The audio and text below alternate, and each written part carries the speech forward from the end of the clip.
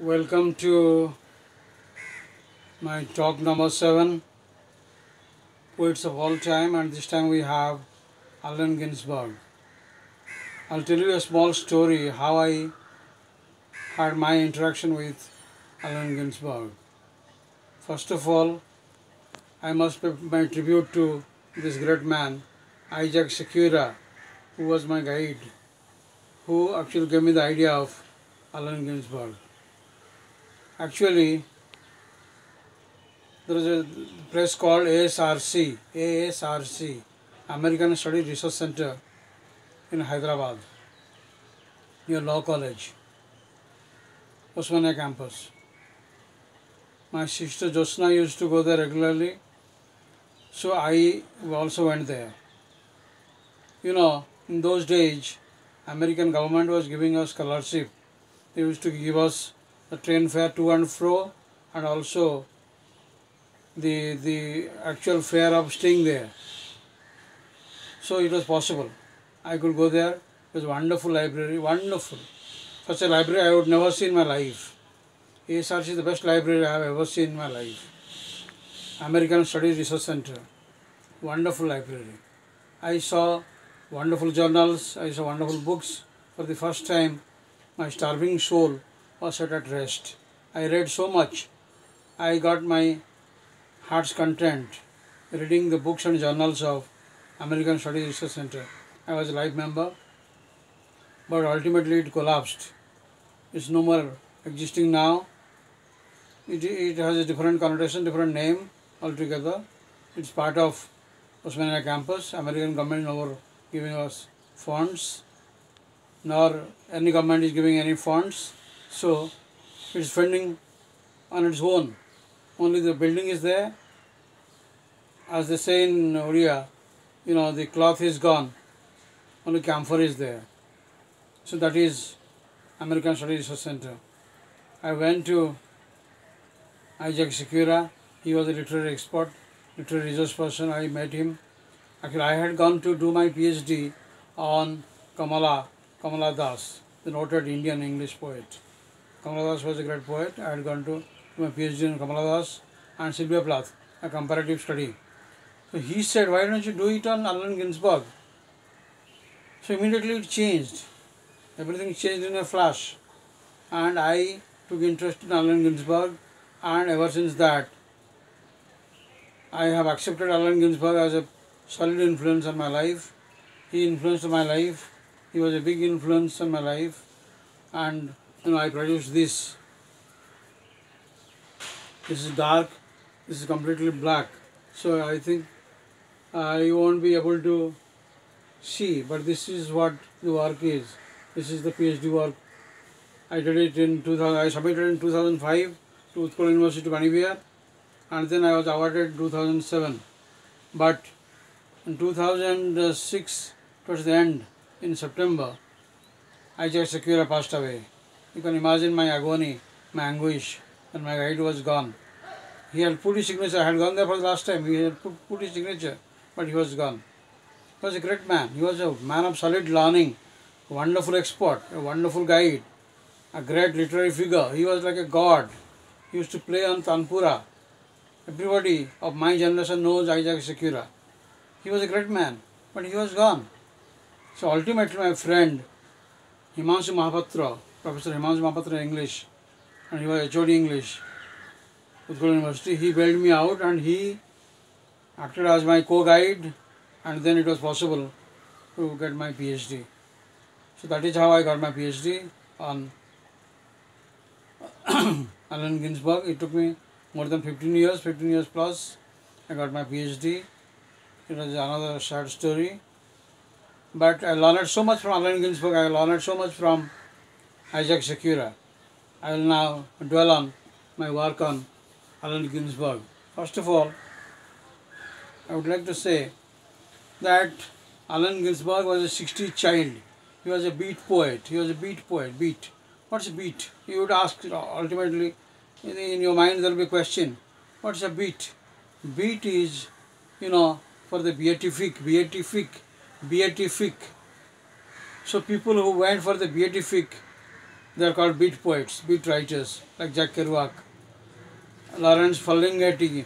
All these were, you know, writers. They were called Daybreak Voyage. I have a chapter called Daybreak Voyage. Chapter 1 is called Daybreak Voyage. Chapter 2 is Allen Ginsberg, Poet and Prophet. Chapter 3, Indian Influences on Allen Ginsberg. My work is Indian Influences on Allen Ginsberg. Chapter 4, They Changed the World. And then notes and bibliography. So this is how the PhD was done. I feel so nostalgic. I'm on the path of nostalgia. People like Jack Kerouac, you know, you must have read about Jack Kerouac, On the Road. He wrote a famous novel called On the Road. The spokesperson was Jack Kerouac in the beginning, and then he passed on the baton to Allen Ginsberg. Ginsberg came to India. India was the capital of the spiritual world in those days. So Allen Ginsberg came to India twice, and he was, you know, he had nothing. He had no money in his pocket, but he could go to Benares, he could go to Kolkata, he could come to Bombay, he could come to Bhubaneswar. He went to all these places, and then he became very famous man in the circles. I'm showing you a photo of Allen Ginsberg at all. It can be viewed. Allen Ginsberg. Like Whitman, he was also a bachelor. And like Whitman said, I sound the barbaric yop. Ginsberg wrote a book of poems called Howl. He was son of Louis Ginsberg, and he wrote a poem on Louis Ginsberg. Almost like Theseus, you grope through dark subterranean passageways of your different selves. Through neon nights and dead-end dredge, you fumble and explore. Many a bewildering corridor, you are your own labyrinthine maze. May you soon see the Ariadne thread of your true identity to find the sunburst opening ahead. Louis Ginsberg to Allen Ginsberg. Then he wrote Howl, which is a famous work, Howl, and he also wrote Kaddish or Kaddish. Kaddish is the Book of Dead in Israel. He was a Jew, remember. He was a Jew. He was an American Jew.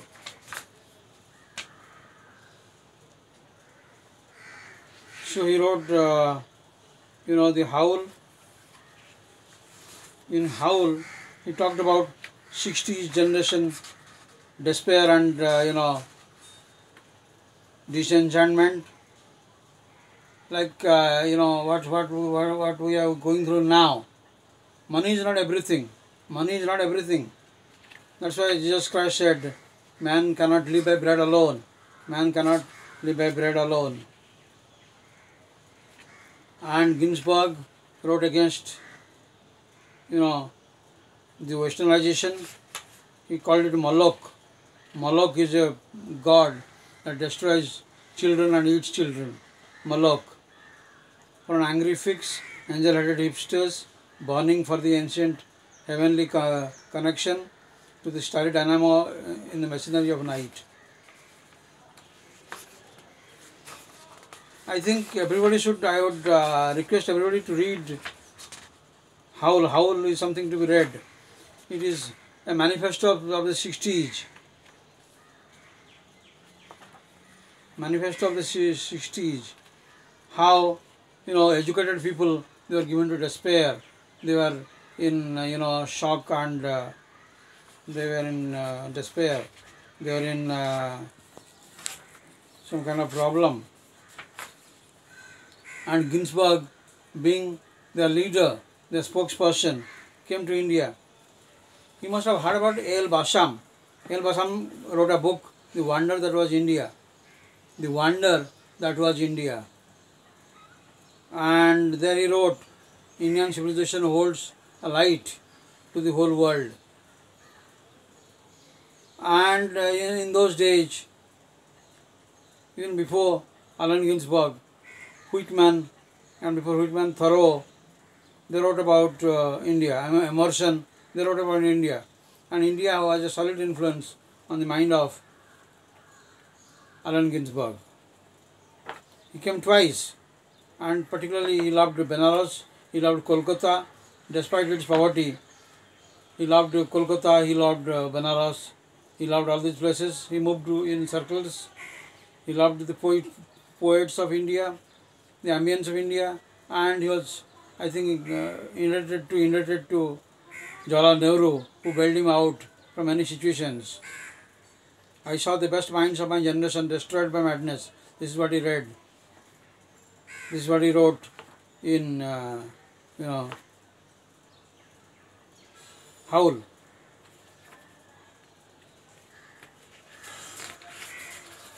He wrote many poems. He was a great poet.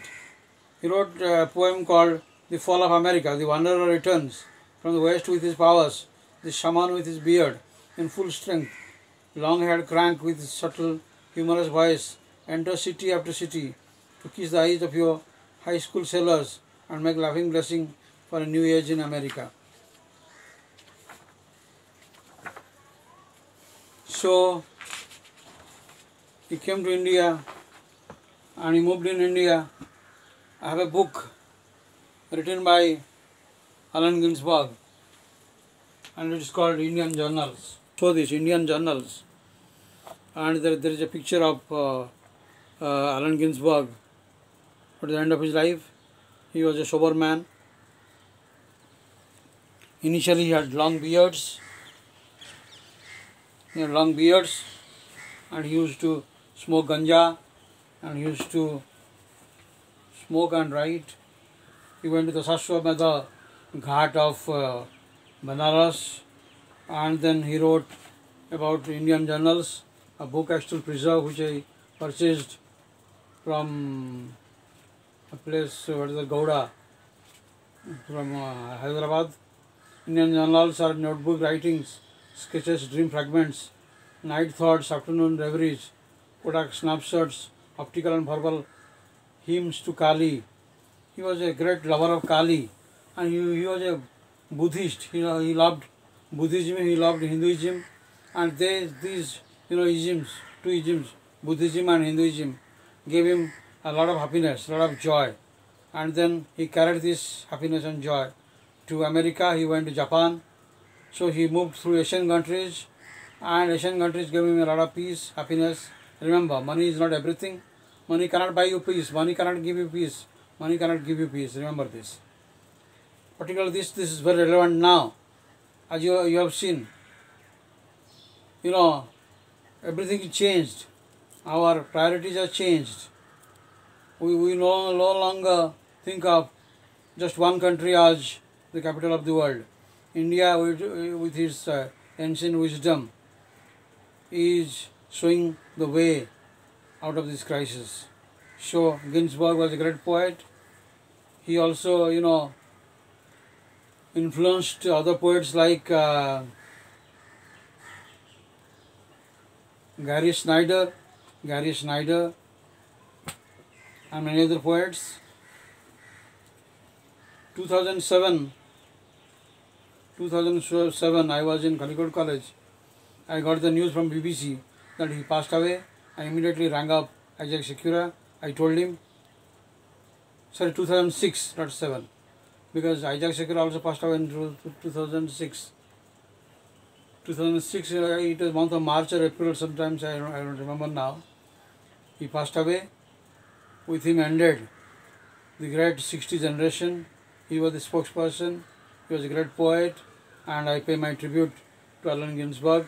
He influenced me a lot.